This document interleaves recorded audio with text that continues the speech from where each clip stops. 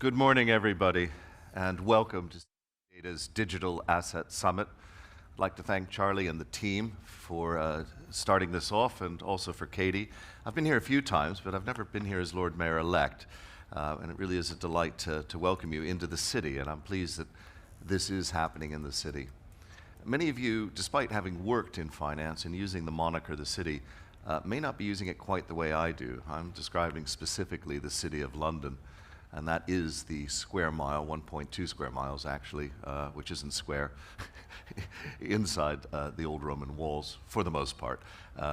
And as you know, that's about 600,000 workers generating just around 10% of GDP and around 13% of tax.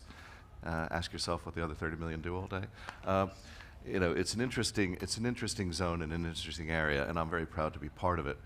It is, in fact, the world's oldest continuous workers and residents democratic cooperative. That's really what it is. We've been having elections since 640, and I'm very pleased to have been elected Lord Mayor last Friday, and I will be taking office on the 10th of November. And of course, the world's oldest procession is the Lord Mayor show. So please come on the 11th of November and celebrate. It's free, it's fun. You know, grab your local 10-year-olds and take them along with you. Now, clearly the city has been seen to be a financial center, but actually that's fairly recent. I came into the city in 1984, just as things were starting to change. The very first proper investment, it was in 1986, when in Deptford, City set up its FX processing units and derivatives processing. So it's actually quite recent, and that's largely because between 1939 and 1986, with Big Bang, pretty much the only international market where people would come to London for anything other than Commonwealth business was the Eurodollar market, and that was actually run by the Italians from the 60s. So this idea that it's only about finance is a bit of a misnomer.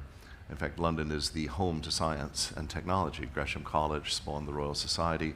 And we have, by the way, just to give you some flavor here, within about 2 miles of here, we have 40 learned societies, 70 research institutes, and 70 universities and 130 research institutes. So one forgets sometimes the scale of it. And amongst our 600,000 workers, we've got 100,000 people in finance. That's 45,000 in insurance, 55,000 in banking. We have 225,000 scientists, engineers, and technicians. 8,000 of the 24,000 businesses in the city are science and engineering businesses. So what we're seeing, and I think what today exemplifies, is the idea that tech and finance are combining. We've been talking about it in embedded finance for some time. We're now evolving words like DeFi and TradFi as we're beginning to see that these areas are really about problem solving. And that's what I'd like us to focus on. I'd also point out that much of what you're discussing today, we discussed in the 80s. I remember in 84 discussing gold certificates and how we were going to put them on a database, and that was actually part of the reason that we were looking at decentralized ledgers for those purposes, ledgers that wouldn't allow people to cheat.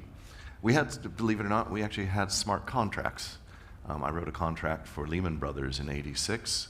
We put it on a spreadsheet. That was 1, 2, 3, by the way. Put it on a Lotus spreadsheet.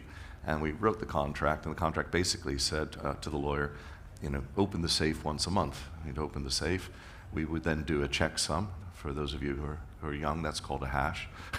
And we would do a checksum on the contract to prove that the spreadsheet program was the one that was listed on the contract. We would plug in some numbers from the FT, and hey presto, you know, somebody owes somebody else X amount for a swap. So a lot of this stuff is actually inordinately old. And you know, whilst I do like to make fun of the crypto mob, because I call that kind of, you know, gambling tokens. My current favorite joke is, how many Bitcoin miners does it take to change a light bulb? 1 million. One to do it and the rest to verify he's done it. So you know, you see that. But one has to give the crypto crowd credit. They've created a new way of motivating people, and that is kind of exciting. And all the research and the money that's pouring into this is, to some degree, done because of this, what I consider to be a bubble. Maybe I'm wrong, but the point is, all of us in the finance and technical area are benefiting from the fact that the world seems to be in a new phase of investment into getting our monetary systems to work. And I've always defined money as a technology. You know, money is a technology that communities use to trade debts across space and time. And that technology can be tally sticks, that technology can be pieces of paper, but these are actually decentralized ledgers that have been around for thousands of years. Tally sticks, I'm sure you're familiar with, destroyed the Houses of Parliament. They were so popular in Britain that when they finally got rid of them in 1843, it burned the Houses of Parliament down. But that definition of community is an important one, because that's what I see as the city doing. The city to me has always been three words: commerce, community, and charity. So we're here to trade, we're here to create wealth. Secondly, it's about community. We want to build a better world. We in the city, we spend that on better business environment and regulation, et cetera, also on a better physical environment. And then very much about charity, and that's probably an area where I think sometimes our sector needs a little bit more work. Now today you're going to be covering a whole variety of issues, but I might give you just a small pointer, and that's it. If I were in the audience, I'd be wondering a little bit more about the ethics of what we're doing. That sounds like a strange thing to raise, but I believe that we are facing a few problems in areas, particularly privacy. A lot of the systems that we're doing are systems that are going to cause genuine privacy issues. We do this as technologists. It's great technology, look what I can do, but we don't spend enough time on the ethics. Fairness, how fair are some of these systems? And again, those of us in finance rely on competition to be fair. It must be fair, because it's competitive, so, but actually, is that true? And finally, and we're going to see much more of this, and I think this has hampered our sector for a while, explicability. People, for some reason that probably nobody here in the room would be different than me, you raise the word derivative and suddenly they go, ugh. You raise the word blockchain, they go, ugh.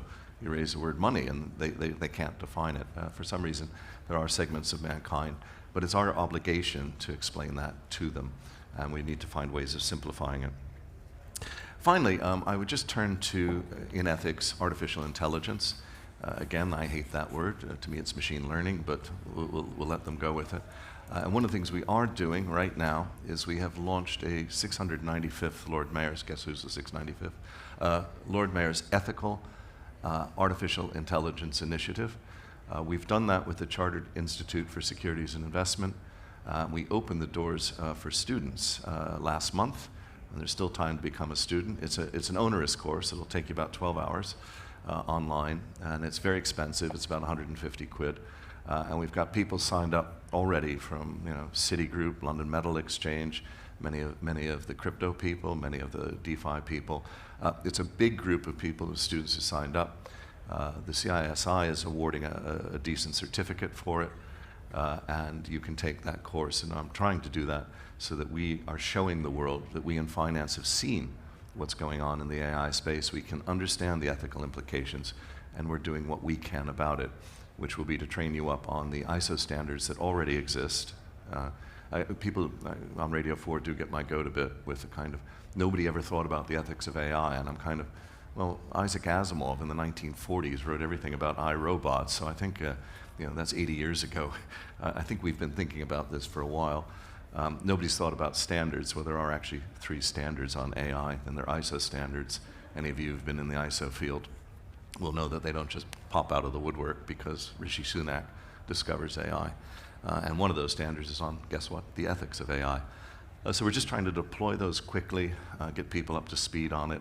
And if you wanted to sign up and join that, I'll rattle it off, www.cisi.org/AI, charteredsecuriesinvestment.org/AI.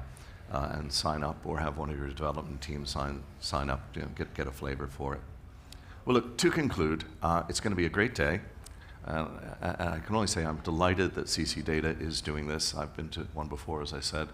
I've always had a good time here, and it's all about learning and connecting. And that is very much, if you look me up, you'll find that is my theme, connect to prosper.